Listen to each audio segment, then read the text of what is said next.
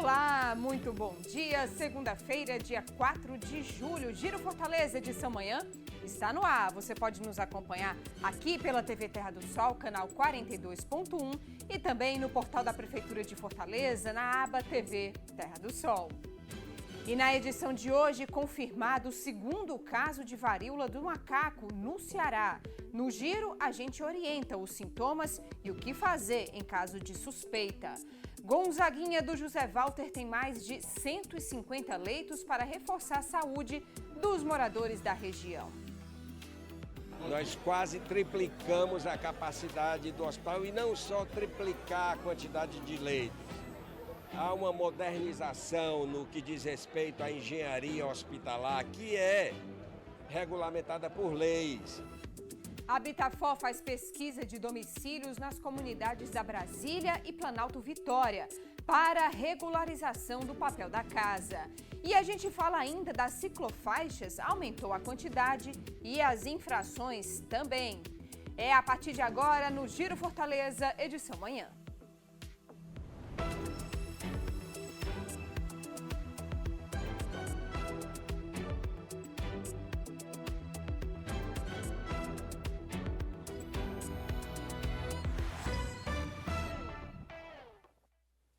É isso, sejam todos muito bem-vindos e a gente abre essa edição falando do segundo caso de varíola do macaco confirmado no Ceará. Segundo a Secretaria da Saúde, o paciente tem 43 anos, mora em Russas e é do sexo masculino. Não há informações sobre deslocamento recente em viagens. O primeiro paciente com a enfermidade no estado tem 35 anos, mora em Fortaleza e tem histórico de viagem recente para São Paulo e Rio de Janeiro, onde já há casos confirmados de varíola do macaco. Até o momento foram notificados 18 casos suspeitos aqui no estado, dos quais 8 foram descartados depois de exames laboratoriais. Os casos descartados foram apontados em Fortaleza, com 2 registros. Também em Caucaia, em Maracanaú, São Gonçalo do Amarante, Caridade, Cedro e Ocara. E, gente, para você ficar atento, segundo a Organização Mundial da Saúde, os sintomas são dores de cabeça intensa, musculares ou nas costas, baixa energia, ou seja, não tem disposição, linfonodos inchados, erupções cutâneas, que é essa que você vê aí nas imagens, ou lesões. Geralmente, a erupção se apresenta de 1 a 3 dias depois do início da febre. Esses sintomas duram entre 2 e 4 semanas, mas desaparecem por conta própria, sem tratamento. A orientação é que as pessoas com esses sinais procurem atendimento médico e comuniquem possível contato com alguém infectado. Isso, claro, para evitar aí que a doença se prolifere ainda mais. Então, só confirmando, Ceará tem já 2 casos de varíola do macaco confirmados pela Secretaria Estadual da Saúde. E seguindo com as nossas notícias, os moradores do José Walter já podem contar com uma nova estrutura de saúde com mais de 150 leitos. É o Gonzaguinha do José Walter que foi totalmente aí reformulado. A unidade foi ampliada, ganhou novos equipamentos e está prontinha aí para reforçar os atendimentos da região. O novo Gonzaguinha José Walter está pronto, ampliado, novinho em folha, com equipamentos de ponta. Isaura Tamires está gestante. Não só foi a primeira paciente a ser atendida na unidade, como fez ultrassom do bebê pelas mãos do prefeito José Sarto. E o prefeito confirmou, vem uma menininha por aí. Foi emocionante, eu não esperava. Eu estou grávida de 21 semanas, essa é a minha 4ª ultrassom. E quando me falaram que ia ser com ele, foi incrível. E ele me tratou muito bem, muito gente boa, conversou direitinho comigo e fez várias fotinhas da minha filha. Isaura amou a nova unidade, sabe que essa excelência na estrutura é do jeito que os pacientes do bairro José Walter merecem. Eu sou do José Walter há 30 anos, moro no José Walter desde sempre. E a gente merecia um hospital desse. Tá incrível, tá lindo, tá assim, o que a população merece.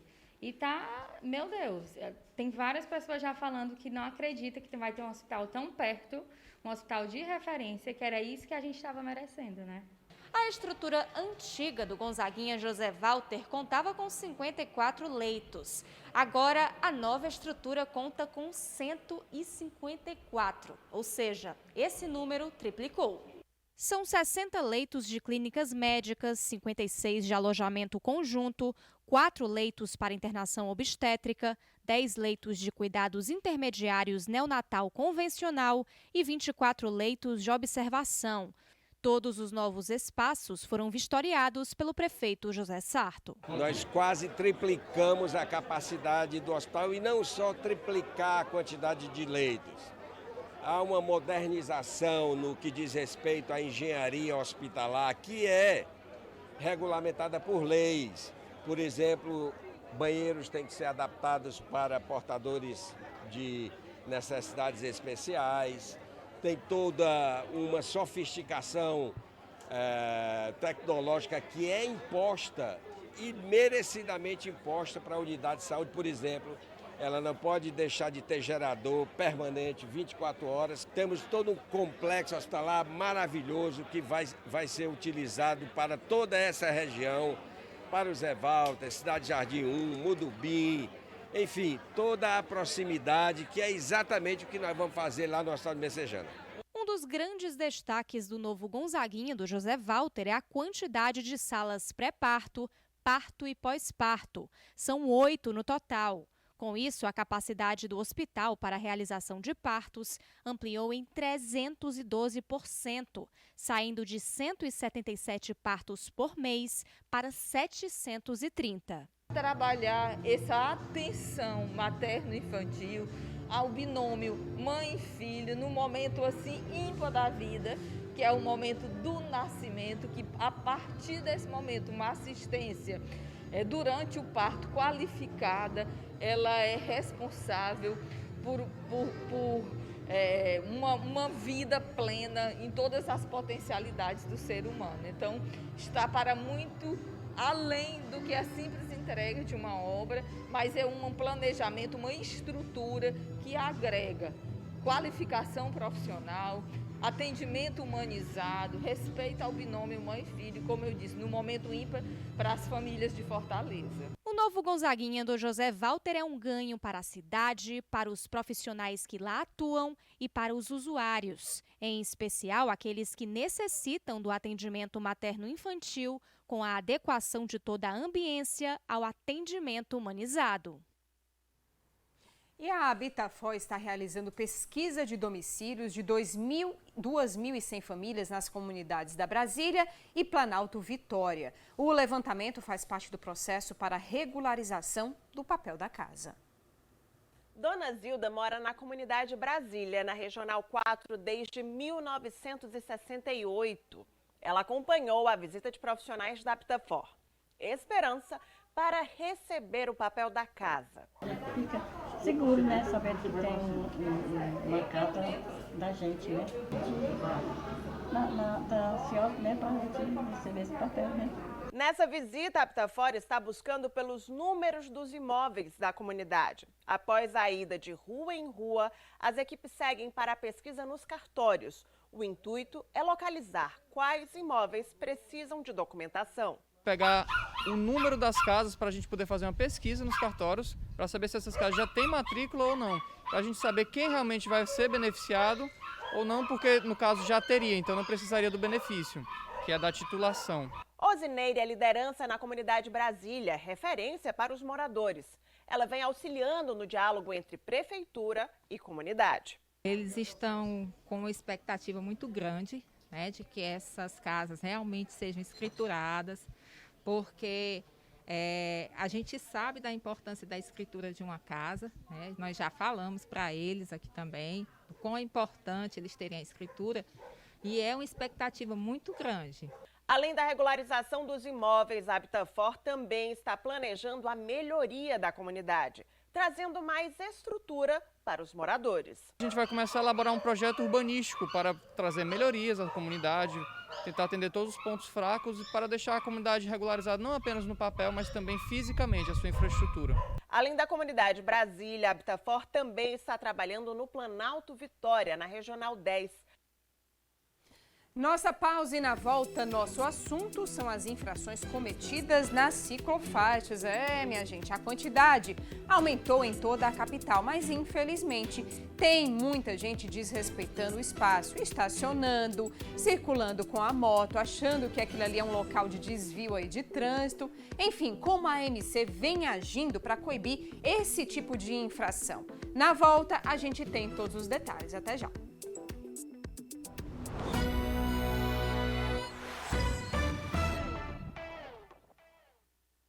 Giro Fortaleza, de volta para você com imagens ao vivo do trânsito aqui na nossa capital.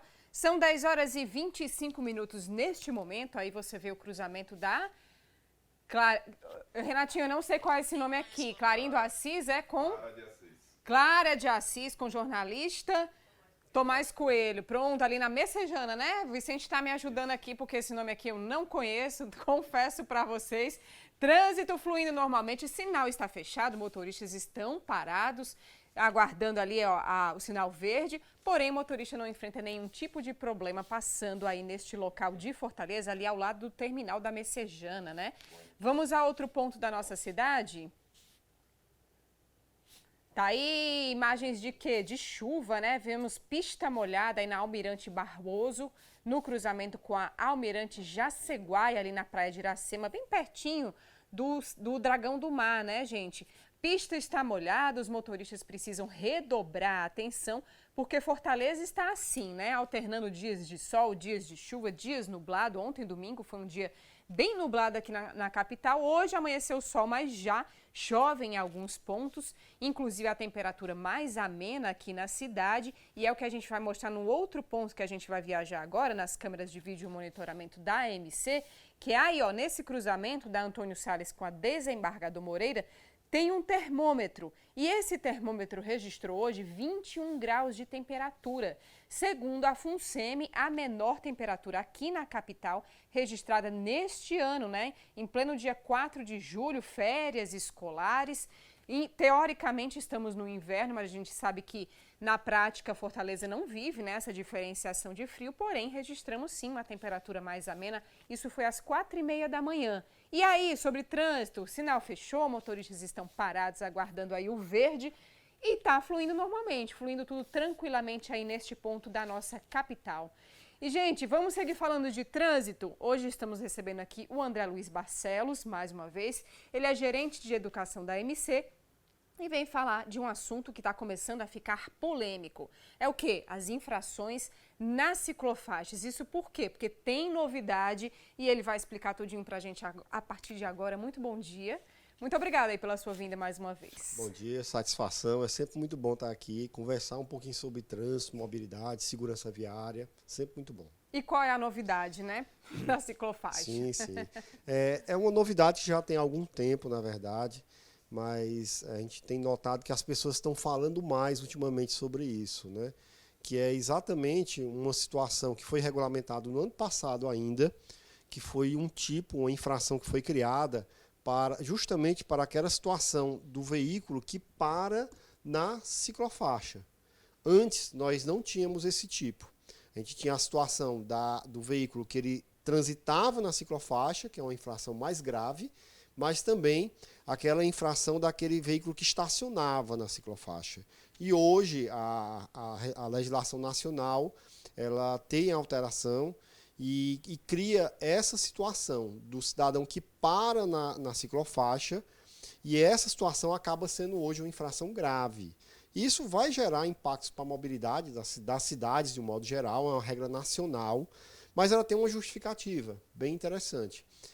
O que tem se notado ao longo desses últimos anos, no Brasil como um todo, a grande quantidade de pessoas andando de bicicleta. E alguns tipos de sinistros até graves estão acontecendo justamente por aquele tempinho que o usuário do veículo automotor ele para na ciclofaixa. Ele força o ciclista a ir para a pista de trânsito múltiplo, né, misto, né, e acaba que há um risco maior e alguns sinistros mais graves estão acontecendo. Então, o Denatran, a nível nacional, ele criou essa infração justamente para evitar, para diminuir essa ocorrência. Então, qual é a recomendação para o usuário? É que toda vez que tiver a necessidade de parar aquele veículo, parar é sempre a situação de embarque e desembarque. Tem que ter alguém subindo ou descendo do veículo. Ele vai procurar um local que seja apropriado, que possa fazer essa situação com segurança. Ou seja o outro lado da pista, ou seja uma via secundária, né? Aí alguém pergunta, mas eu posso parar do lado da ciclofaixa? Não existe uma infração para isso, mas nós indicamos que não é uma situação recomendável. Por quê? Porque existe outro risco.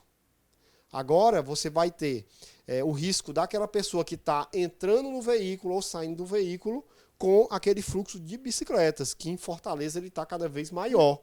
Então pode haver um choque daquela bicicleta na porta do veículo, quando ela for aberta, ou mesmo um atropelamento. Então não é indicação de parar ao lado. A pessoa procurar se deslocar um pouquinho a mais para evitar que aconteça um risco a mais e procurar uma área secundária, uma via secundária para ele poder fazer essa operação com cuidado. A MC está se antecipando a isso. Nós já estamos estudando em alguns locais da cidade onde essa infração ela vai gerar transtornos maiores para o fluxo da cidade, para criar áreas para embarque e desembarque. Né? Mas fica essa recomendação. Não parar, porque é infração, também evitar essa parada ao lado e procurar sempre uma área de segurança para que a gente possa fazer esse embarque e desembarque da forma correta. Mas, André, vamos pontuar aqui, porque a MC está pensando, claro, né, obviamente, na segurança do ciclista e tem que ser pensado mesmo, né? Mas se a gente ampliar a história para a questão do pedestre, por exemplo, vamos pontuar aqui uma situação, né? Passa uma ciclofaixa em frente a um prédio, um idoso chamou um motorista de aplicativo, ele vai parar, digamos, não em cima, parar ao lado da faixa para que esse idoso embarque no veículo. Tá chovendo. E aí? De certa forma, a gente protege o ciclista, mas expõe esse pedestre, vamos assim dizer. É uma situação um pouco complicada, né, de você tentar... Porque, como você disse, existem alternativas. Vamos colocar do outro lado da rua. Ele vai ter que descer na chuva, atravessar a rua, atravessar a ciclofaixa, se arriscar. Vamos colocar na próxima esquina. Ele também, de certa forma, se arrisca. Deslocar mais. Fica uma situação um pouco difícil, né, de agradar, vamos dizer assim, a todos, né? Exato.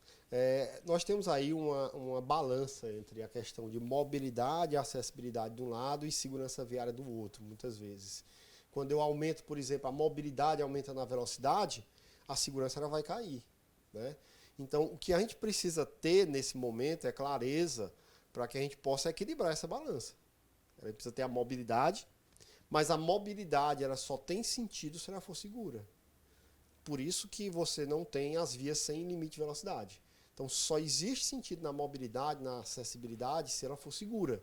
Então, vão ter situações em que a pessoa vai ter que parar ao lado da ciclofaixa. Isso é fato, né?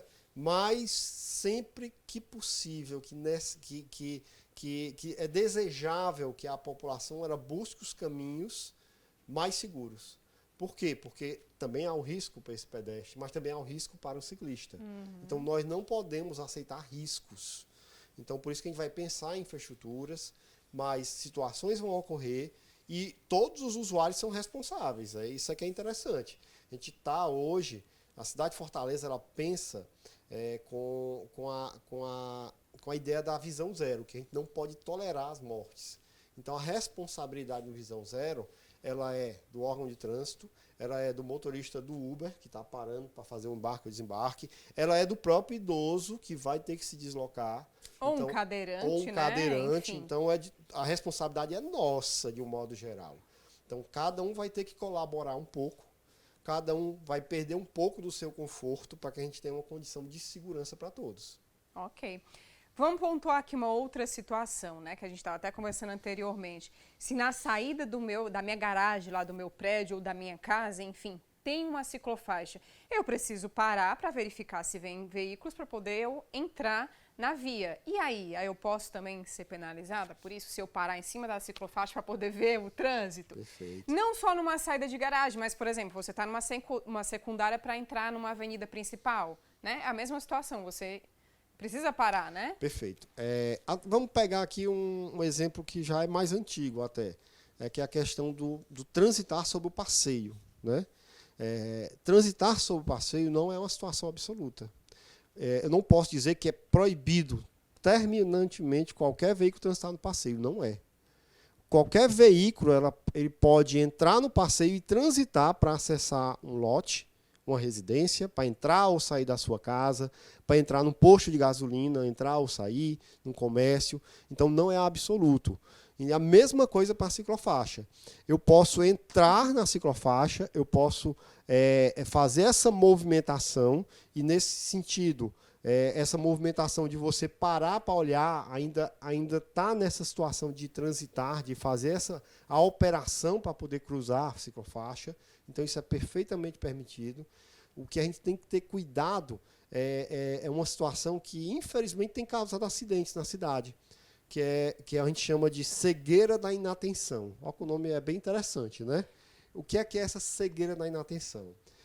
Muitas vezes, e eu sou ciclista também, principalmente no domingo, né, que eu uso a infraestrutura da cidade para conhecer a cidade de outra forma, eu gosto muito de fazer isso, e eu já percebi muitas vezes. Eu venho na minha infraestrutura, na minha ciclofaixa, e o cidadão do automóvel ele vai cruzar.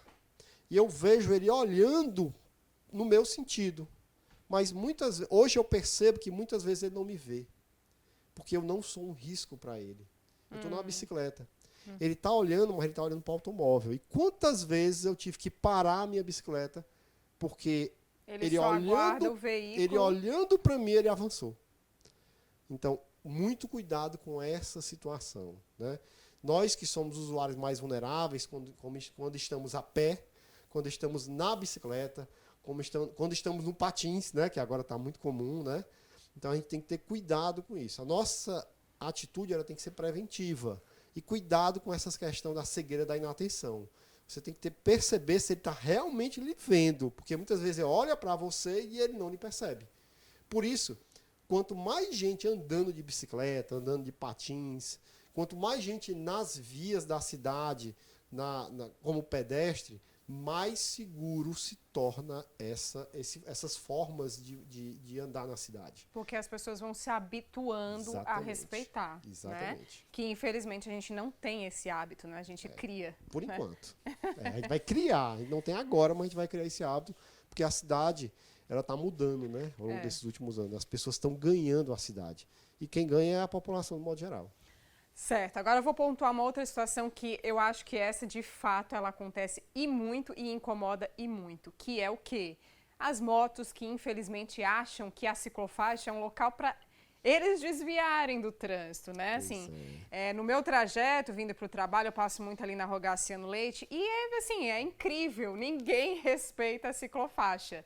E tem muitas bicicletas circulando, e os motoqueiros, diante de um trânsito intenso, que geralmente é cedinho, né, ali, eu estou pontuando porque é um local que eu passo e eu vejo todos os dias, né, e eles passam só na ciclofaixa, o desvio de trânsito é por ali. Essa é, de fato, uma questão preocupante. Muito preocupante. É uma questão que, infelizmente, ela demanda uma fiscalização cada vez mais severa, porque não tem como você conter essa movimentação se não for com uma fiscalização severa. Esse usuário que ele transita com a moto na ciclofaixa, ele está causando um risco para ele, né? Para o pedestre que também anda na ciclofaixa, para o ciclista. Então, é uma situação que não pode ter tolerância, na verdade. É fato que a cidade, hoje, ela tem uma infraestrutura bem diferente do que há 10, 15 anos atrás. Nós aumentamos a quantidade de infraestruturas. Muitas vezes, para colocar aquela ciclofaixa, você teve que diminuir o nível de conforto da via. O que é esse nível de conforto, André? Eu tive que diminuir a distância entre as faixas. Então, as faixas ficaram mais estreitas. Isso, por um lado, acabou também até atrapalhando um pouco a mobilidade da motocicleta, né? E acaba que é até uma reação disso, né? Ele buscar outras áreas, a motocicleta é muito se movimenta de uma forma muito fluida, mas é um risco eminente para todos, de um modo geral, né? Infelizmente, parte dos sinistros fatais são por conta desses comportamentos. Então é uma questão de segurança que só vai ser coibida com fiscalização muito severa, né? E o ciclista e o pedestre ter um comportamento também de prever esse comportamento, né? Hoje a gente tem um foco muito grande no motociclista, porque a gente precisa organizar a condução dele. A gente precisa explicar para ele o risco que é para ele pessoalmente estar nessa infraestrutura também. Então a fiscalização está aumentando em relação a isso, para dar segurança para os demais usuários, e também as ações educativas. Então a gente está com curso, com treinamento para ciclista, com treinamento para motociclista, e isso é um dos principais pontos que são tocados quando a gente está dando as instruções. Então, já que você falou dos cursos aí, das orientações, qualquer pessoa pode participar? Existe uma agenda para isso? Como é que funciona? Qualquer pessoa pode participar, né? O ciclista, o de ciclismo é um grande sucesso, porque a gente começou fazendo essa instrução e nós tínhamos 6 pessoas na sala de aula. Semana passada a gente teve uma instrução com 25 ciclistas, né? Foi assim, na própria MC, na própria ou MC. vocês se deslocam? Não, por enquanto na própria MC a gente está fazendo essas instruções, porque lá nós temos o auditório e temos uma pista toda montada para essa dinâmica, né? O de motociclista, nós temos turmas também toda semana, né? Depende da demanda. E nós temos aumentado. Muitas empresas estão procurando a MC, porque o fato é que quando o indivíduo ele tem esse treinamento, ele tem um comportamento mais seguro, então está reduzindo os níveis de acidentes nesses trajetos de casa ao trabalho e também no dia a dia daquelas empresas que usam entregadores, né? Então está contribuindo bastante para essa redução. E qualquer pessoa pode se inscrever, nós temos o site, né, a MC Trânsito, o aplicativo MC Trânsito, a pessoa faz o cadastro e a gente chama ele para a instrução, né? Então, é uma forma da gente mudar o comportamento das pessoas, ensinando, dando instrução. E uma coisa interessante, a gente não fala em código de trânsito, viu, pessoal? Porque a gente notou que quando a gente fala em código de trânsito, as pessoas dormem. Então, é uma instrução muito dinâmica, ela é prática, ela é do dia a dia. São ciclistas falando com ciclistas, só que são ciclistas agentes, né? Que conhecem bem a dinâmica da cidade. São motociclistas falando para motociclistas. São motociclistas agentes, batedores, que conhecem muito bem, que vivem na moto quase 24 horas também como eles, né? Então a linguagem ela é próxima desse usuário, a gente pode chegar com mais força, falar sobre vida. É isso que a gente fala nos cursos. E é sempre o que deve ser levado em consideração, né? É Exato, a vida, né? é o a mais vida. importante. É a vida. E como você disse, é uma questão de hábito, né? A gente tem que se habituar a respeitar, né? Que era uma estrutura que não havia, que não existia, né? Ciclofaixas na cidade. Então, a novidade, essa novidade todo mundo já sabe, já conhece, agora basta o quê? Respeitar. Exato. É isso aí. A gente chega nesse objetivo que é morte zero no trânsito. E acidente também, né? Zero. Ninguém quer se acidentar. E em relação a estacionar em cima da faixa, né? Que agora está nessa questão, a gente aprender que ou você vai para um outro ponto, para embarque e desembarque, ou dobra ali a esquina, anda mais um pouquinho, né? Se esforça mais um Exato. pouquinho e evita aí problema para todos. Faz até bem a saúde andar um pouquinho, né? Se você pode, né? Se você tem Exato. como, tem Se tem tempo como, e tudo, perfeito. vamos fazer isso que evita problema, né? Para todos os envolvidos. Com certeza. André, muito obrigada pela sua Obrigado, participação mais uma satisfação. vez. Venha sempre aqui conversar com a gente. Estou em casa. Bom dia. Bom dia. Gente, antes de encerrar, eu tenho dica para você no portal da Prefeitura de Fortaleza. Notícia quentinha, viu? Que chegou agora, que inclusive eu vou ler junto com você aqui. Prefeitura de Fortaleza prorroga o prazo de inscrição do concurso para professores. Olha só, já estava aberto aí já há um tempinho, são 944 vagas para professores de áreas específicas e 1.056 para profissionais pedagogos, ou seja, que tem uma atuação aí maior dentro da educação. Então, essas inscrições foram prorrogadas até o dia 10 de julho, hoje é dia 4. Então, você tem mais 6 dias aí para fazer a sua inscrição. Todos os detalhes estão aqui no portal da Prefeitura de Fortaleza, inclusive dizendo o dia da prova, enfim, para você se organizar e fazer aí esse concurso, ter sucesso e se tornar um professor aqui da nossa rede de ensino municipal. Aqui no portal você acompanha essa e outras notícias e você pode também nos acompanhar. Isso mesmo, acompanhar aqui a programação da TV Terra do Sol. Acesse fortaleza.ce.gov.br, vem aqui na aba TV Terra do Sol ao vivo, clica, que olha só o que acontece. Você acompanha as nossas notícias ao vivo, tudo o que acontece aqui na Terra do Sol, você pode nos acompanhar de onde você estiver. Se você está aqui na capital, no interior ou em outro estado, viajou, quer saber, quer ter notícia, quer acompanhar, por exemplo, essa notícia que eu acabei de falar, que prorrogou aí o prazo de inscrição, vem aqui no portal da Prefeitura e acompanha tudinho ao vivo, online, para você. E além disso, você nos acompanha no nosso canal no YouTube, tá aqui, ó. Tá aqui todas as nossas notícias separadas em assuntos para você, as entrevistas que a gente faz com os secretários, os assuntos determinados aí para você. Se você perdeu algum dado, alguma informação, alguma dica de curso importante, é só acessar aqui o nosso YouTube que tem tudo bem explicadinho para você. Não esquece de se inscrever, de curtir, de comentar, ativa o sininho para notificar aí tudo que a gente coloca para você, que a gente, claro, conta com a sua participação. A gente faz tudo com muito carinho aí, diretamente para você, tá certo? Dica dada? Então, chegamos ao fim da nossa edição de hoje. Muito obrigada aí pela sua companhia. Outras notícias ao longo da nossa programação. A gente volta a se encontrar amanhã a partir das 10 horas da manhã. Encontro marcado, hein? Te espero. Até lá, tchau, tchau.